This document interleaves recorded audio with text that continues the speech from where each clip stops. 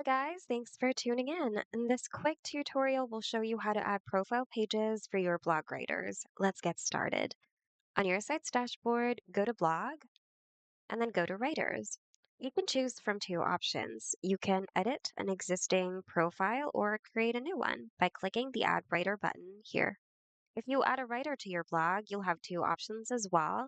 So you can either invite a new writer or create a writer profile.